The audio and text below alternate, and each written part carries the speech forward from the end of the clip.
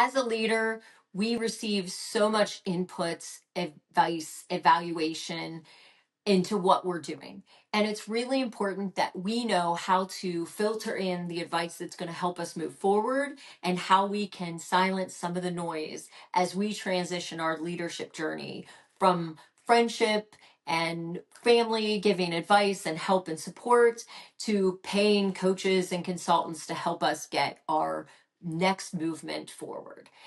Welcome to the Leadership We Need Now, a space where we talk about kind, caring, and courageous leadership. I'm Stacey Dye, and I've been a nonprofit director, executive coach, and strategist for over 20 years. And today we're going to talk about that. We're going to talk about this transition. And so before we get started, please make sure to subscribe and follow us on social media, but make sure to comment and give any feedback or advice you would have in terms of this same struggle, having feedback, having advice, maybe the way that you wanted it, and maybe not the way you did. And so we'll talk more about that today.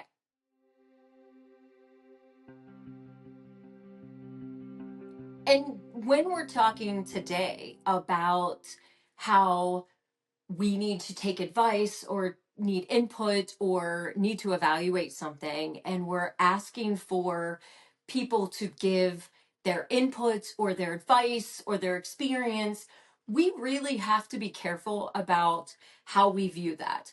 And with that, I mean that we need to look at who the person is. Are they someone who has our best interest? Are they someone who's a truth teller? Are they someone who's going to give us the medicine we need? Are they somebody who has the experience, the knowledge, the education to really speak on that issue? And those are the things that as we're making decisions, as we look for input, as we look to discern ideas, those are the things we kind of need to separate, in addition to all the noise from the outside. And although some of that noise can be very helpful, there are things that if you are giving prompts to Chat GPT, if you are looking for a specific type of input, you will find. But how do we, as leaders, step into these roles where we want to improve, we want to evolve, we want to become better at what we're doing, we want to change and do something different than we've done before? How do we discern the input that we're receiving? Because in today's day and age, everybody has an opinion about everything, even if they know nothing about it. They, if I know nothing about um, engineering or nothing about transportation systems, I somehow have an opinion. And so, how do we take the noise, all of that from the outside, that general information, getting on the web and trying to find information that you need with the lens that you're looking through, and try to find what we need? And I think as we look at input, let's look at that personal experience first. Let's look at our relationships, our people, the people that are around us, the people that are close to us. I think, first of all, figuring out what you want. What are you looking for? What are you asking from them? When you have an idea, so if I have an idea about a project, how far along am I in this idea process? How far have I gone in terms of flushing things out, discerning things, getting things ready? Or is this just something that we're talking about around the bonfire, a few beers in on a Friday night? Those are different things.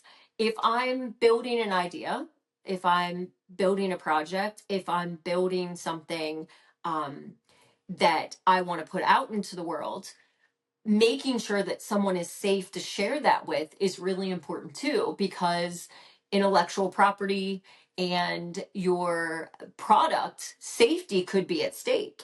And so making sure that the people that you're talking to, are trustworthy to share, and that you've gone so far to make sure that you have documented that this is your idea, that this is your intellectual property, things like that is really important. And that I know that that's really evolved and changed as I've gotten older, I think about things that I've shared that I really have never even thought about that before.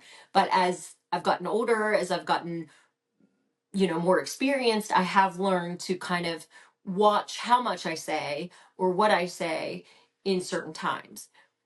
Also, it's really difficult when you're trying to make a decision or you're trying to build an idea to make sure that you ask the right people. And not just that you ask them, but you filter in what they say to you, because there can be a lot of well-intentioned people who want you to do really well, who are kind, loving, supporting people, who will not tell you the truth, who will not hurt your feelings, who will not say something that feels pretty obvious to them. There are also all of those things that will say those things, and then it can harm your relationship. And so making sure that you're pretty clear about what you want from them. Sometimes I will say to my husband when I'm doing an idea, I'm like, I'm just in idea mode. I'm not ready for discernment yet. I'm just in idea mode. I just want you to hear it out. And I want you to think about, like, if we had all the money in the world, how could I make this more successful? Don't discern why it won't work yet. I'm not there yet. And that's been really helpful in the type of feedback I get from someone like him, who will give me more ideas, which is what I'm looking for in that moment, being clear about that. And so I think who to ask and what you need in that moment, because sometimes you do need a pat on the back. You need somebody to say, I love you, support you, and I want you to do this.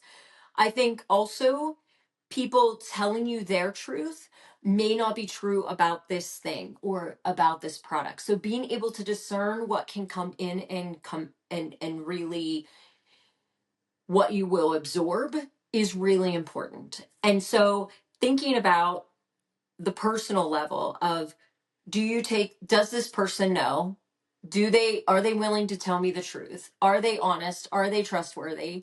But then you can also go outside of that. Maybe you're doing something for the first time, something like this, and you need additional help with editing or with producing or something like that, where you need to bring in someone to talk about some of the things that you're doing, making sure that they understand you, they understand where you're trying to go, that they're not trying to change who you are, but really change the outcome of the product in a way that you support too.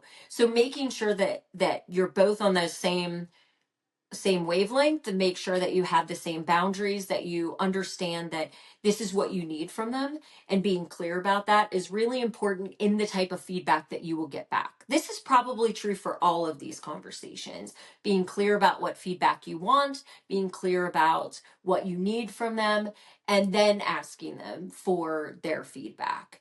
I think especially in partnerships and consulting type work, it is really important to be clear about where you are. So if you are in the infant stage of an idea and you are accepting other ideas and additions to things or changes, that is great to say. It is important to say on the front end.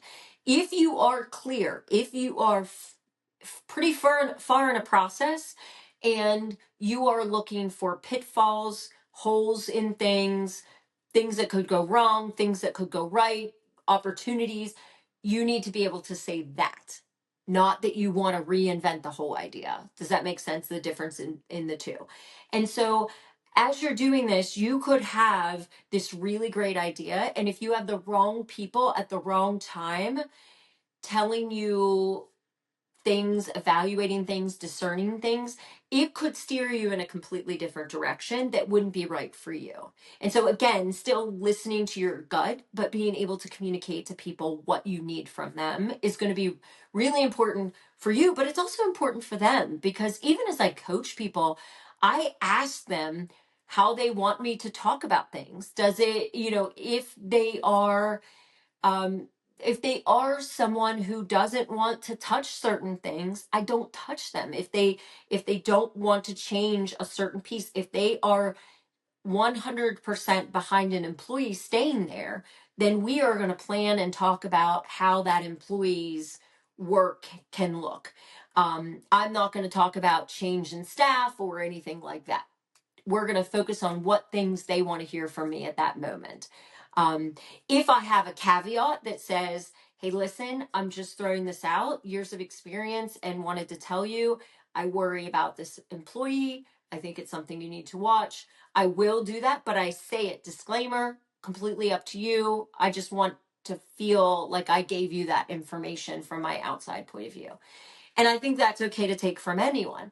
I think that in terms of noise from the outside, watching how much you simply guide your chat GPT into giving you what you want in terms of feedback versus playing the counterpoint of like what could go wrong, also asking those questions, I think would be beneficial because again, you can filter in whatever you want and don't want.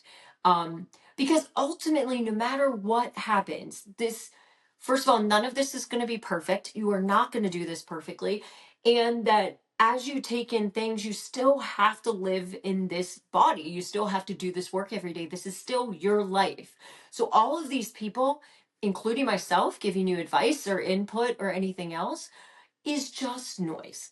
And so the stuff that you want to do is who you wake up and become every day. It's what you live your life for. So that is the most important thing, is that you are doing the things you love, you are doing what brings you joy, you are adding and contributing to the world, and that this is adding something very valuable to your leadership. And so focusing on that, but then also knowing that you have to play both sides of this. If you're going to do a chat GPT search, playing the positives and the negatives. If you're going to read books, I am a book reader. I love books. I get excited by books. I love it. I love reading articles of different perspectives. There's things about different topics that will have a give me a light bulb about something I'm working on or something I'm stuck in. Watching documentaries, watching different things, masterclass about what other people are doing. I love to watch that stuff because there might be a nugget here or a nugget there that changes the way I think about what I'm doing now. And so I'm not saying turn off the noise. I'm saying make sure that your noise doesn't become filtered by only your perspective, because then you will just be very linear in how you're doing this. And so getting different ideas, getting different inspiration, getting different ways of thinking about things, whether that's a music concert or a movie or whatever, you might find inspiration for doing a social service program or a project or a product idea. That's where creativity kind of can live. And so making sure that you know all this noise is coming at you as you have an idea, as you're looking for feedback, but then always having this filter of knowing yourself and knowing what excites you and what brings you joy, and moving towards that. And so looking at who and what information is who is giving your information, how they're giving it, and what you're doing with it, but then also how you're asking for it is really important in making sure that you get the help and support that you need to move whatever you're doing forward, whether that's a project or your company. So thank you for watching, and please subscribe, please follow our work, and I appreciate you staying through and being in this with me.